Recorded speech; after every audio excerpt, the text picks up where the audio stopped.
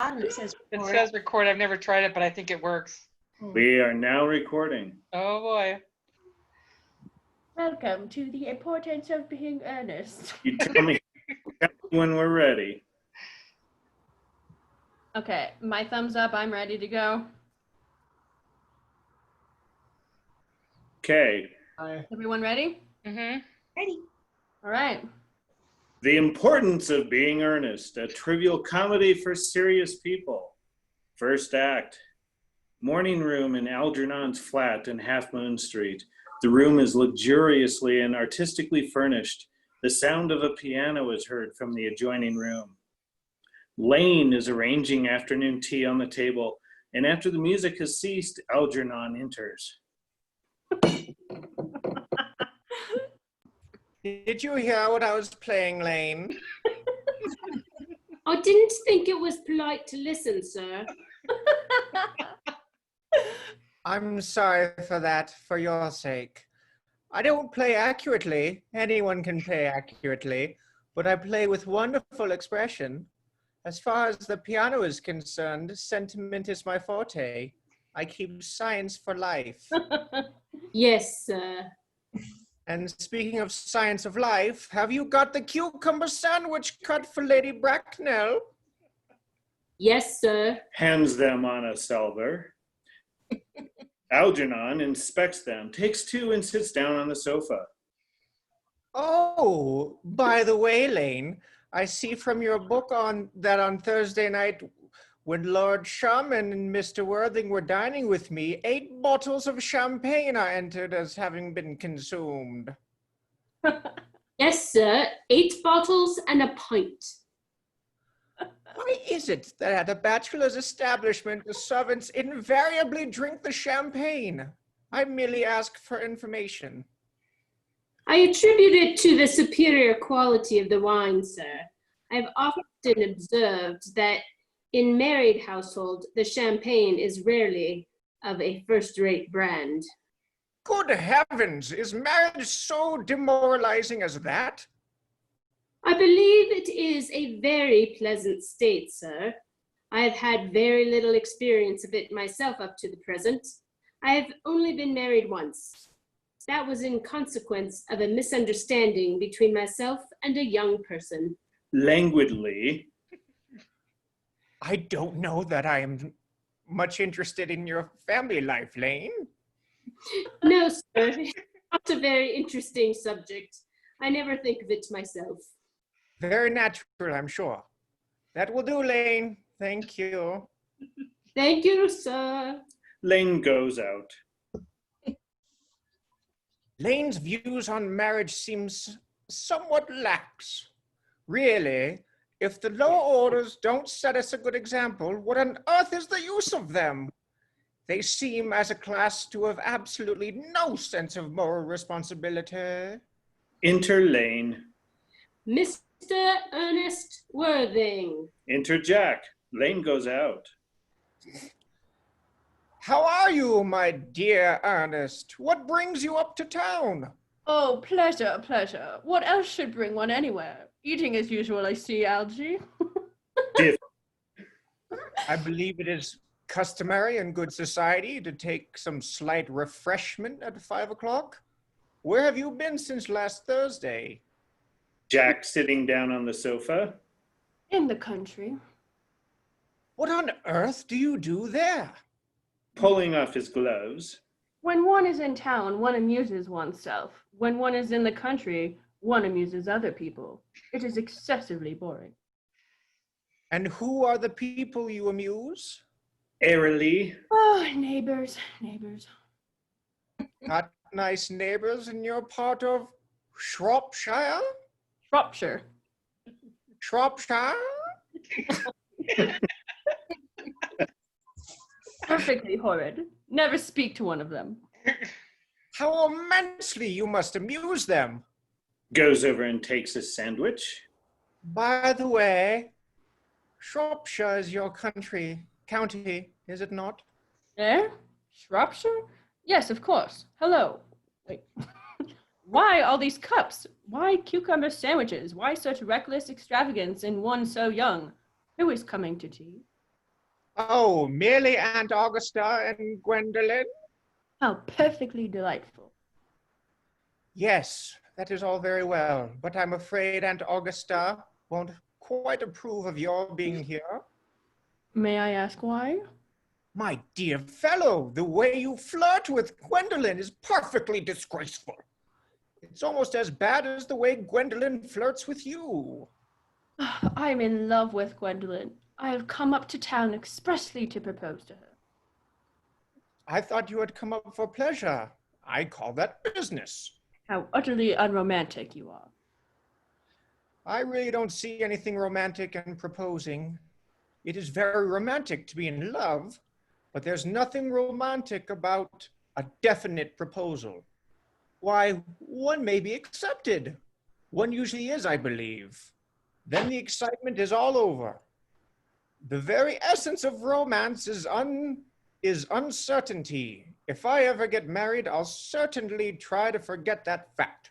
I have no doubt about that, dear Algie. The divorce court was specially invented for people whose memories are so curiously constituted.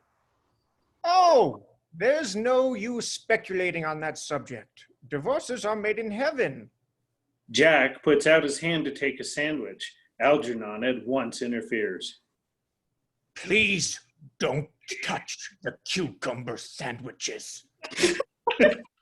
They're ordered specially for Aunt Augusta. Takes one and eats it. Well, you have been eating them all the time. That is quite a different matter. She is my aunt. Takes plate from below. Have some bread and butter.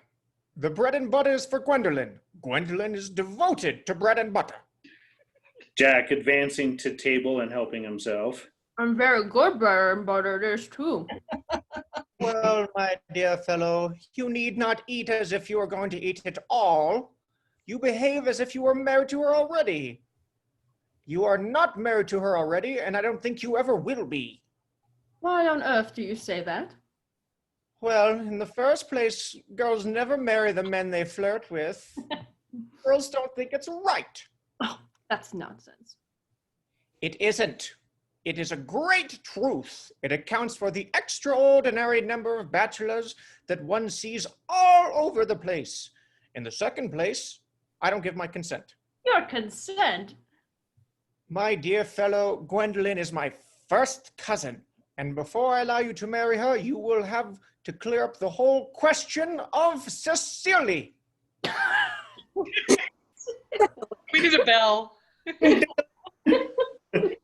Cecily. Cecily! Taco buns. Keeping- Cecily? What on earth do you mean? What do you mean, Algie, by Cecily? I don't know anyone of the name of Cecily. Enter Lane. Bring me that cigarette case Mr. Worthing left in the smoking room the last time he dined here. Yes, sir. Lane goes out. Do you mean to say you have had my cigarette case all this time? I wish to goodness you had let me know. I've been writing frantic letters to Scotland Yard about it. I was very nearly offering a large reward. Well, I wish you would offer one.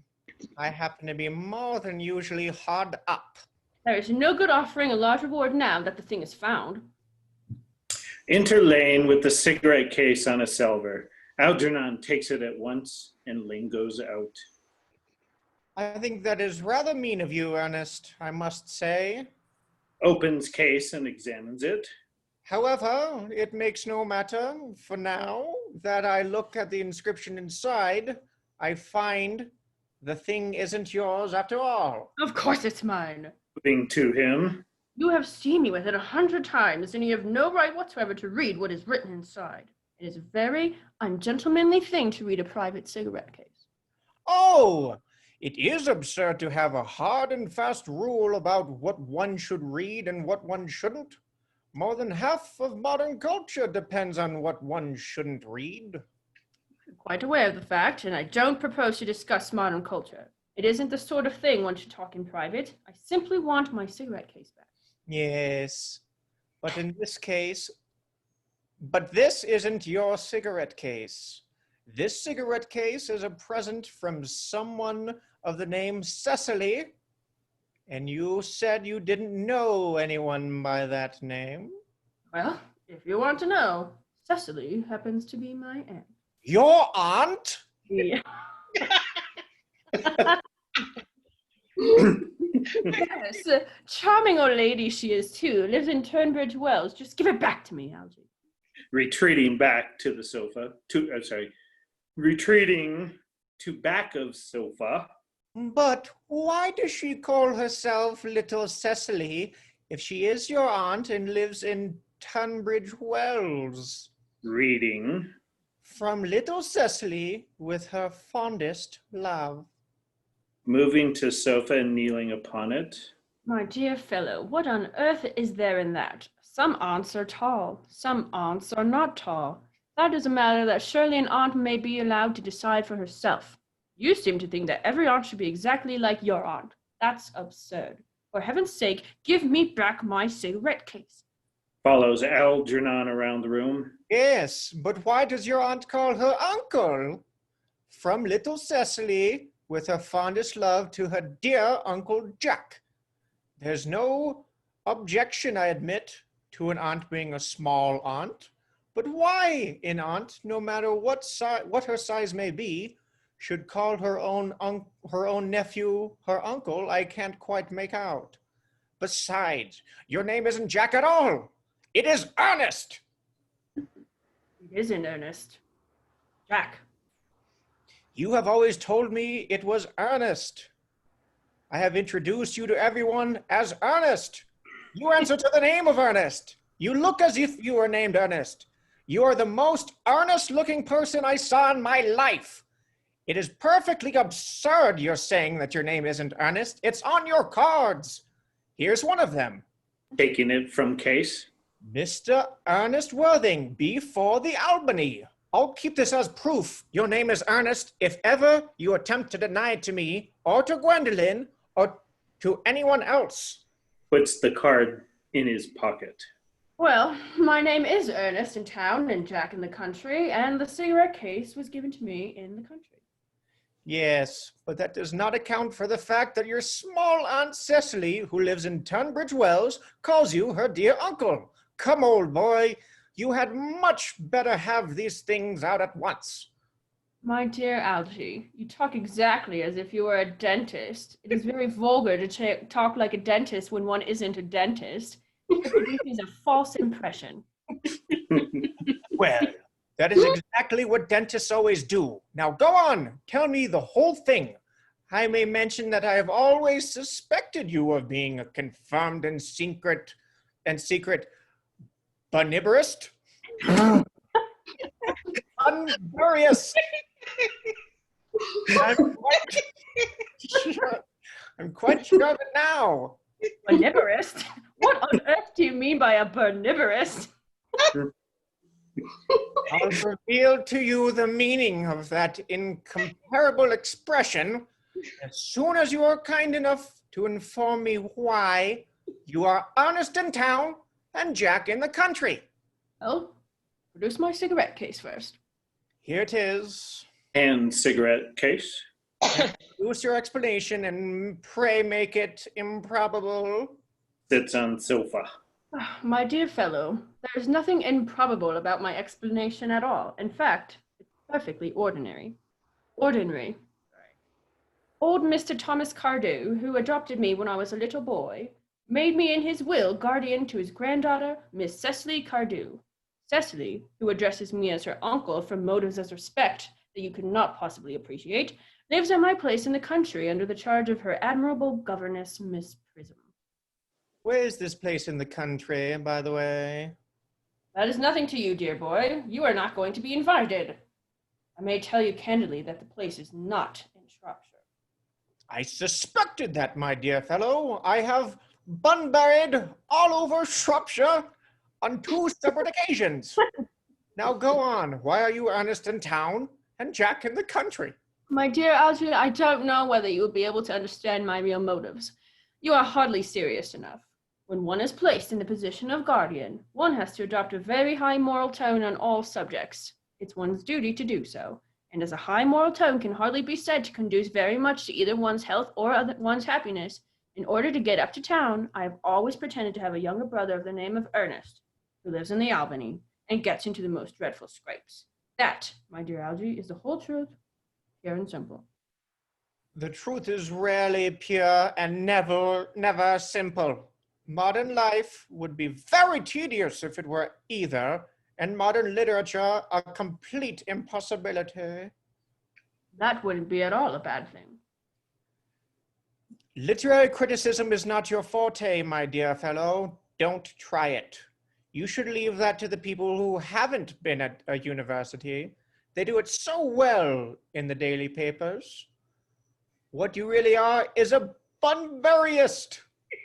I was quite right in saying you were a Bunburyist. You are one of the most advanced Bunburyists I know. What on earth do you mean? You have invented a very useful younger brother called Ernest in order that you may be able to come up to town as often as you like. I have invented an invaluable permanent invalid called Bunbury in order that I may grow, in order that I may be able to go down into the country whenever I choose. Bunbury is perfectly invaluable. If it wasn't for Bunbury's extraordinary bad health, for instance, I wouldn't be able to dine with you at Willis tonight, for I have been really engaged to Aunt Augusta for more than a week. I haven't asked you to dine with me anywhere tonight. I know. You are absurdly careless about sending out invitations. It is very foolish of you. Nothing annoys people so much as not receiving invitations. You had much better dine with your Aunt Augusta. I haven't the smallest intention of doing anything of the kind. To begin with, I dined there on Monday, and once a week is quite enough to dine with one's own relations. In the second place, whenever I do dine there, I'm always treated as a member of the family and sent down with either no women at all or two. In the third place, I know perfectly well whom she will place me next to tonight. She will place me next to Mary Farquhar, who always flirts with her own husband across the dinner table. That is not very pleasant. Indeed, it is not even decent. And the sort of thing is enormously on the increase. The amount of women in London who flirt with their own husbands is perfectly scandalous. It is so bad. It is simply washing one's clean linen in public. Besides, now that I know that you will be a confirmed Bunburyist, I naturally want to talk to you about Bunburying. I'll tell you the rules. I'm not a Bunburyist at all. If Gwendolyn accepts me, I'm going to kill my brother. Indeed, I think I'll kill him in any case. Cecily is a little too much interested in him. It is rather a bore. So I'm going to get rid of Ernest, and I strongly advise you to do the same with with your invalid friend who has the absurd name. Nothing will induce me to part with Bunbury, and if you ever get married, which seems to be extremely problematic, you'll be very glad to know Bunbury.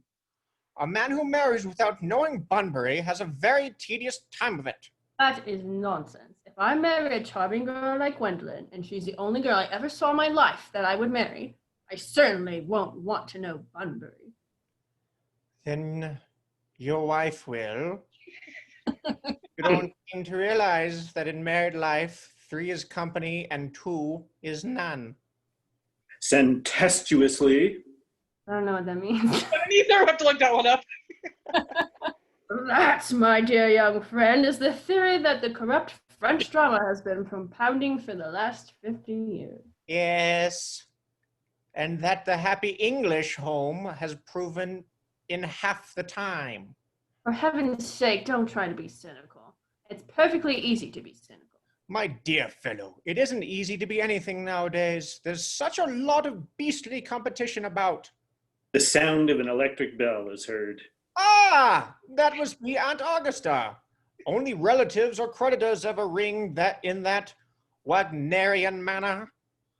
Now, if I get her out of the way for 10 minutes so that you can have an opportunity for proposing to Gwendolyn, may I dine with you tonight at Willis's? Suppose so, if you want to. Yes, but you must be serious about it.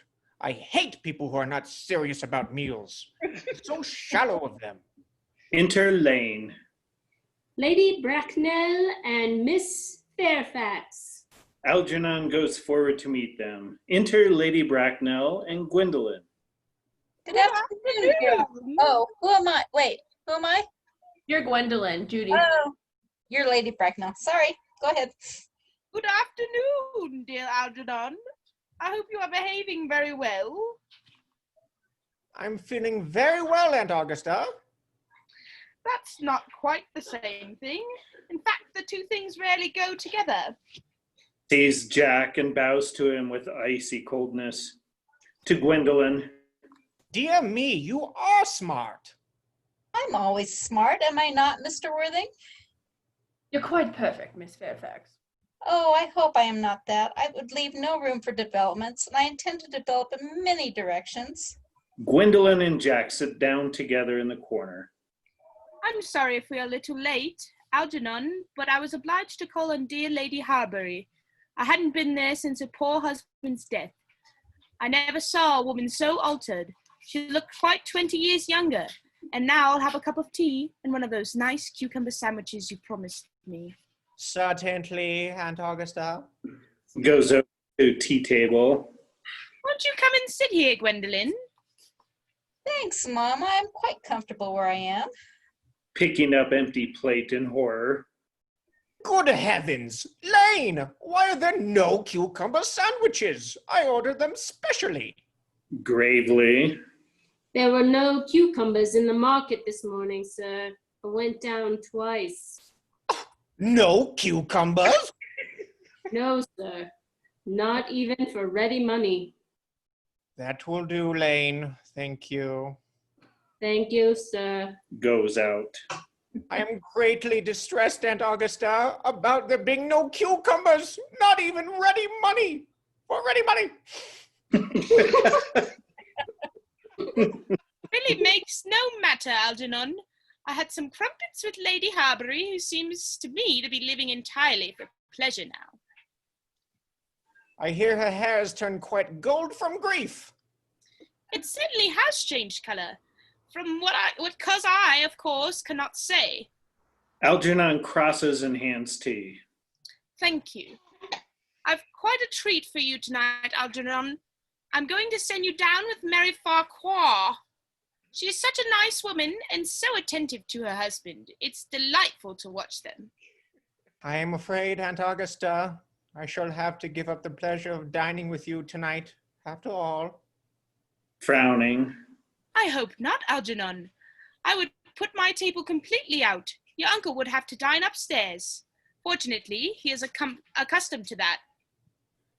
It is a great bore, and I need hardly say a terrible disappointment to me, but the fact is I have just had a telegram to say that my poor friend Bunbury is very ill again. Exchange glances with Jack. They seem to think I should be with him. It is very strange. This Mr. Bunbury seems to suffer from curiously bad health. Yes, poor Bunbury is a dreadful invalid. Well, I must say, Algernon, that I think it is high time that Mr. Bunbury made up his mind whether he was going to live or die. This shilly-shallying with the question is absurd, nor do I in any way approve of the modern sympathy with invalids. I consider it morbid. Illness of any kind is hardly a thing to be encouraged in others. Health is the primary duty of life. I am always telling that to your poor uncle. He never seems to take much notice. As far as any improvement in his ailment goes, I should be much obliged if you would ask Mr. Bunbury for me to be kind enough not to have a relapse on Saturday, for I rely on you to arrange my music for me. It is my last reception, and one wants something that will encourage conversation, particularly at the end of the season, when everyone has practically said whether they had to say, which in most cases was probably not much.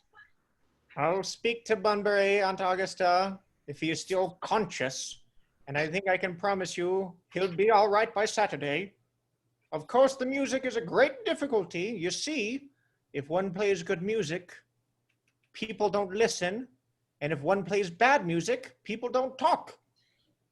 But I'll run over the program I've drawn out, if you will kindly come to the next room for a moment. Thank you, Algernon. It's very thoughtful of you. Rising and following Algernon. I'm sure the program will be delightful after a few expurgations. French songs I cannot possibly allow. People always seem to think that they are improper, and either look shocked, which is vulgar, or laugh, which is worse. But German sounds a thoroughly respectable language, and indeed, I believe is so. Gwendolyn, will you accompany me? Certainly, Mama. Lady Bracknell and Algernon go into the music room. Gwendolyn remains behind. Is this me now? That's you. Your time to shine. Charming day it has been, Miss Fairfax. Pray don't tell me about the weather, Mr. Worthing. Whenever people talk to me about the weather, I always feel quite certain they mean something else. And that makes me so nervous. I do mean something else. I thought so. In fact, I am never wrong.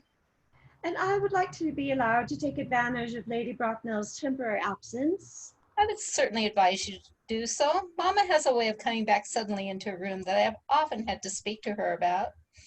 Nervously. Miss Fairfax, ever since I have met you, I've admired you more than any girl I have ever met since I met you. Yes, I'm quite aware of that fact. And I often wish that in public, at any rate, you had been more demonstrative. For me, you have always had an irresistible fascination. Even before I met you, I was far from indifferent to you. Jack looks at her in amazement. We live, as I hope you know, Mr. Worthing, in an age of ideals. The fact is constantly mentioned in the more expensive monthly magazines and has reached the provincial pulpits, I am told. And my ideal has always been to love someone of the name of Ernest. There is something in the name that inspires absolute confidence.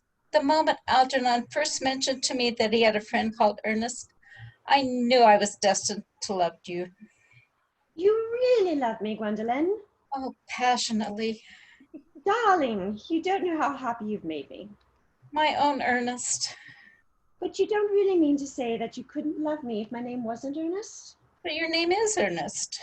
Yes, I know it is, but supposing it was something else, do you mean to say you couldn't love me then?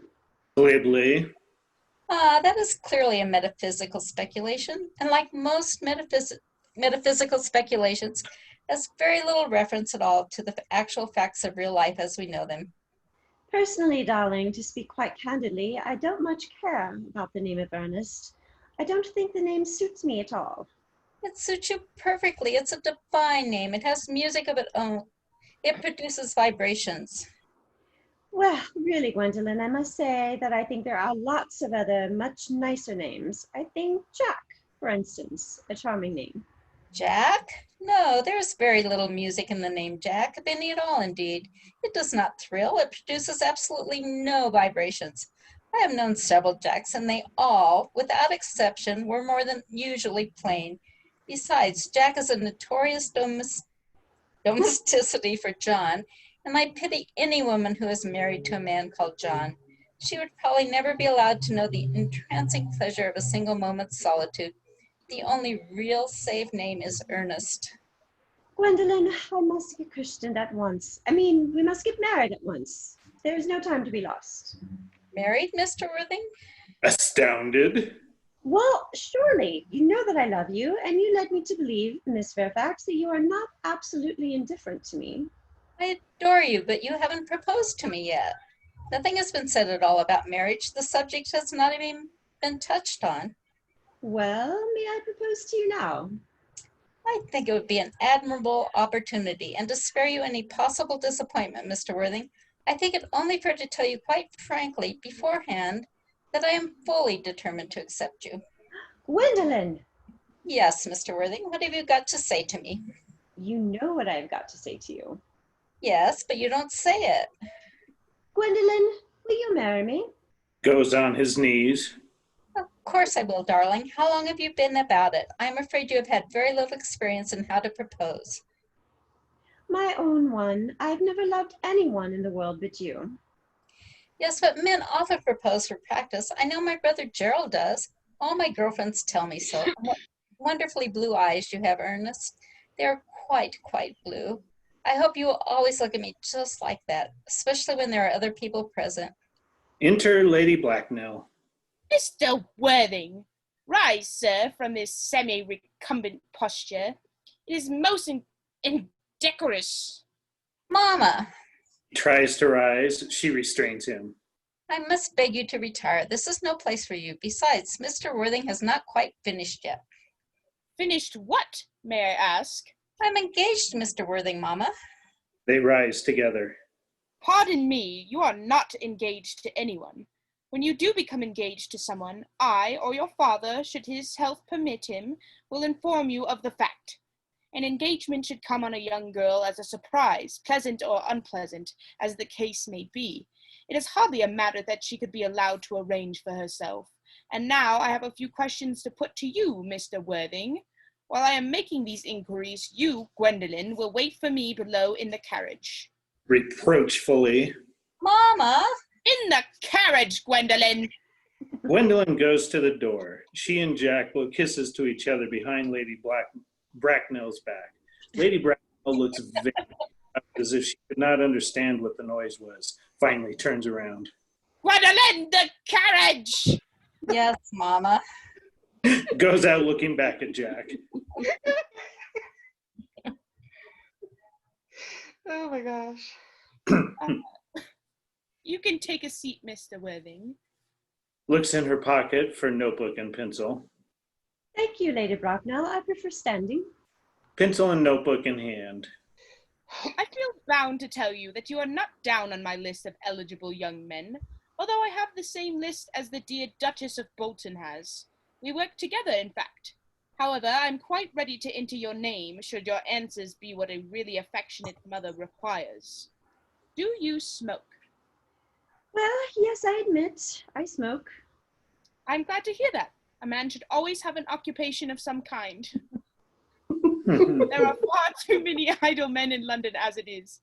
How old are you? 29. A very good age to be married at. I have always been of opinion that a man who desires to get married should know either everything or nothing. Which do you know? After some hesitation. I know nothing, Lady Bracknell. I am pleased to hear it. I do not approve of anything that tampers with natural ignorance. Ignorance is like a delicate exotic fruit. Touch it and the bloom is gone. The whole theory of modern education is radically unsound. Fortunately, in England, at any rate, education produces no effect whatsoever. If it did, it would prove a serious danger to the upper classes, and probably lead to acts of violence in Grosvenor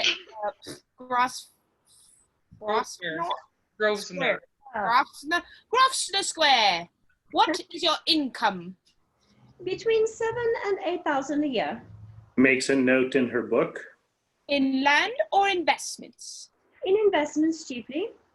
That is satisfactory. What between the duties expected of one during one's lifetime and the duties exacted from one after one's death, land has ceased to be either a profit or a pleasure. It gives one position and prevents one from keeping it up. That's all that can be said about that, or about land. I have a country house with some land, of course, attached to it. About 1,500 acres, I believe. But I don't depend on that for my real income. In fact, as far as I can make out, the poachers are the only people who make anything out of it. A country house? How many bedrooms? Well, that point can be cleared up afterwards. You have a townhouse, I hope. A girl with a simple, unspoiled nature like Gwendolen could hardly be expected to reside in the country. Well, I own a house in Belgrave Square, but it is let by the year to Lady Bloxham. Of course, when I get it back, or of course I can get it back whenever I like, at 6 months' notice. Lady Bloxham? I don't know her. Oh, she goes about very little. She's a lady considerably advanced in years. Ah, nowadays that is no guarantee of respectability of character. What number in Belgrave Square? 149. Shaking her head. The unfashionable side. I thought there was something. However, that could easily be altered. Do you mean the fashion or the side? Sternly. Both, if necessary, I presume. What are your politics? Well, I'm afraid I really have none. I'm a liberal unionist. Oh, they count as Tories. They dine with us. Or come in the evening at any rate. Now to minor matters. Are your parents living? I have lost both my parents. To lose one parent, Mr. Worthing, may be regarded as a misfortune. To lose both looks like carelessness. Who was your father? He was evidently a man of some wealth. Was he born in what the radical papers call the purple of commerce? Or did he rise from the ranks of the aristocracy? I'm afraid I really don't know. The fact is, Lady Bracknell, I said I had lost my parents. It would be nearer the truth to say that my parents seem to have lost me. I don't actually know who I am by birth. I was found. Found? The late Mr. Thomas Cardew, an old gentleman of a very charitable and kindly disposition, found me and gave me the name of Worthing, because he happened to have a first-class ticket for Worthing in his pocket at the time. Worthing is a place in Sussex. It is a seaside resort. Where did the charitable gentleman who had a first-class ticket for the seaside resort find you? Gravely. In a handbag. A handbag? Very seriously. Yes, Lady Bracknell, I was in a handbag, a somewhat large black leather handbag with handles to it. An ordinary handbag, in fact. In what locality did Mr. James or Thomas Cardew come across this ordinary handbag? In the cloakroom at Victoria Station. It was given to him in mistake for his own. The cloakroom at Victoria Station? Yes, the Brighton line. The line is immaterial. Mr. Worthing, I confess I feel somewhat bewildered by what you have just told me. To be born, or at any rate bred, in a handbag, whether it had handles or not, seems to me to display a contempt for the ordinary decencies of family life that reminds one of the worst excesses of the French Revolution. And I presume you know what that unfortunate movement led to? As for the particular locality in which the handbag was found, a cloakroom at a railway station might serve to conceal a social indiscretion. Has probably indeed been used for that purpose before now, but it could hardly be regarded as an assured basis for a recognized position in good society. May I ask you then what you would advise me to do? I need hardly say I would do anything in the world to ensure Gwendolyn's happiness. I would strongly advise you, Mr. Worthing, to try and acquire some relations as soon as possible, and to make a definite effort to produce at any rate one parent of either sex before the season is quite over. Well, I don't see how I could possibly manage to do that. I can't produce the handbag at any moment. It is in my dressing room at home. I really think that should satisfy you, Lady Bracknell. Me, sir? What has it got to do with me? You can hardly imagine that I and Lord Bracknell would dream of allowing our only daughter, a girl brought up with the utmost care, to marry into a cloakroom and form an alliance with a parcel. Good morning, Mr. Worthing. Lady Bracknell sweeps out in majestic indignation. Good morning. Algernon from the other room strikes up the wedding march. Jack looks perfectly furious and goes to the door. For goodness sake, don't play that ghastly tune, Algy. How idiotic you are. The music stops and Algernon enters cheerily. Didn't it go off all right, old boy? You don't mean to say Gwendolyn refused you? I know it is a way she has. She is always refusing people. I think it most ill-natured of her. Oh, Gwendolyn is as right as a trivet. As far as she's concerned, we are engaged. Her mother is perfectly unbearable.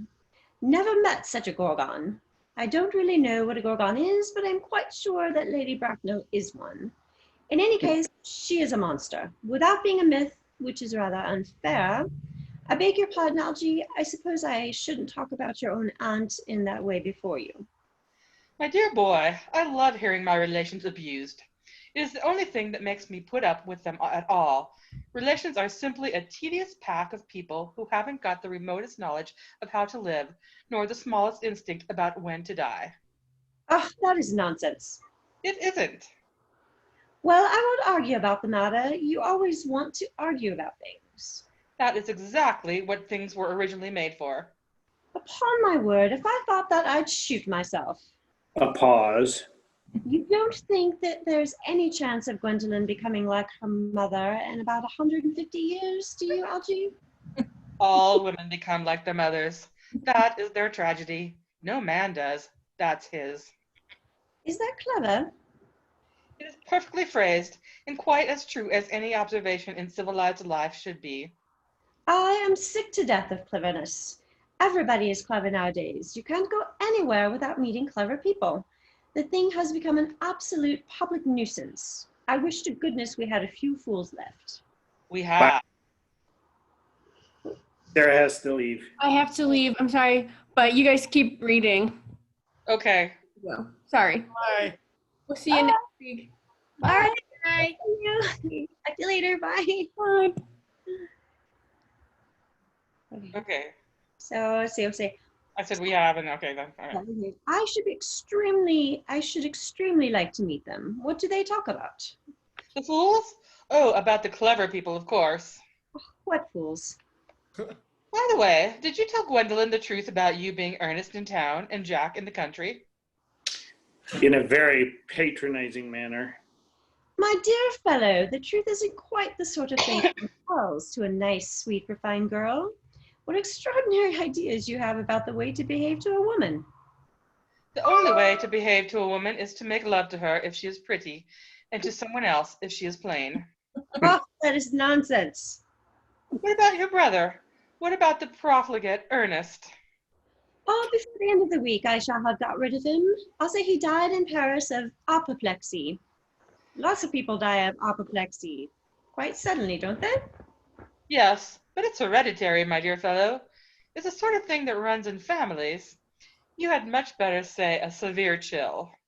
You are sure a severe chill isn't hereditary or anything of that kind? Of course it isn't. Very well then, my poor brother Ernest to be carried off suddenly in Paris by a severe chill. That gets rid of him. But I thought you said that Miss Cardew was a little too much interested in your poor brother Ernest. Won't she feel his loss a good deal? Oh, that is all right. Cecily is not a silly romantic girl, I'm glad to say. She's got a capital appetite, goes long walks, and pays no attention at all to her lessons. I would rather like to see Cecily. I will take very good care that you never do. She's excessively pretty, and she's only just 18. Have you told Gwendolyn yet that you have an excessively pretty ward who is just only 18? Oh, one doesn't blurt these things out to people. Cecily and Gwendolyn are perfectly certain to be extremely great friends. I'll bet you anything you like, that half an hour they have met, they will be calling each other sister. Women only do that when they have called each other a lot of other things first. Now, my dear boy, if we want to get a good table at Willis's, we really must go and dress. Do you know it is nearly 7? Irritably. Ah, it is always nearly 7. Well, I'm hungry. I never knew you when you weren't. What shall we do after dinner? Go to the theater? Oh no, I loathe listening. Well, let us go to the club. Oh no, I hate talking. Well, we must trot around the Empire at 10. Oh no, I can't bear looking at things. It is so silly. Well, what shall we do? Nothing. It is awfully hard work doing nothing. However, I don't mind hard work where there is no definite object of any kind. Enter Lane. Miss Fairfax. Enter Gwendolyn. Lane goes out. Gwendolyn, upon my word. Algie, kindly turn your back. I have something very particular to say to Mr. Worthing. Really, Gwendolyn, I don't think I can allow this at all. Algie, you always adopt a strictly immoral attitude towards life. You are not quite old enough to do that. Algernon retires to the fire. My own darling. Ernest, we may never be married. From the expression on Mama's face, I fear we never shall. Few parents nowadays pay any regard to what their children say to them. The old-fashioned respect for the young is fast dying out. Whatever influence I ever had over Mama, I lost at the age of 3. But although she may prevent us from becoming man and wife, and I may marry someone else, and marry often, nothing that she can possibly do can alter my eternal devotion to you. Dear Gwendolyn, The story of your romantic origin as related to me by Mama, with unpleasing comments, has naturally stirred the deeper fibers of my nature. Your Christian name has irresistible fascination. The simplicity of your character makes you exquisitely incomprehensible to me. Your town address at the Albany I have. What is your address in the country? the Manor House, Walton, Hertfordshire. Algernon, who had been carefully listening, smiles to himself and writes the address on his shirt cuff, then picks up the railway guide. There's a good postal service, I suppose. It may be necessary to do something desperate. That, of course, will require serious consideration. I will communicate with you daily. My own one. How long do you remain in town? Till Monday. Good. Algie, you may turn around now. Thanks. I've turned around already. You may also ring the bell. You will let me see you to your carriage, my own darling. Certainly. To Lane, who now enters. I will see Miss Fairfax out. Yes, sir. Jack and Gwendolyn go off. Lane presents several letters on a salver to Algernon. It is to be surmised that they are bills, as Algernon, after looking at the envelopes, tears them up. A glass of sherry, Lane. Yes, sir. Tomorrow, Lane, I'm going Bunburying. Bunburying. Bunburying. Unburying! One of those. Yes, sir. I should probably not be back till Monday. You can put up my dress clothes, my smoking jacket, and all the Bunbury suits. Yes, sir. Handing sherry. I hope tomorrow will be a fine day, Lane. It never is, sir. Lane, you're a perfect pessimist. I do my best to give satisfaction, sir. Enter Jack. Lane goes off. There's a sensible, intellectual girl. The only girl I ever cared for in my life. Algernon is laughing immoderately. What on earth are you so amused at? Oh, I'm a little anxious about poor Bunbury, that is all. If you don't take care, your friend Bunbury will get you into a serious scrape someday. I love scrapes. They are the only things that are never serious. Ah, that is nonsense, Algie. You never talk anything but nonsense. Nobody ever does. Jack looks indigently at him and leaves the room.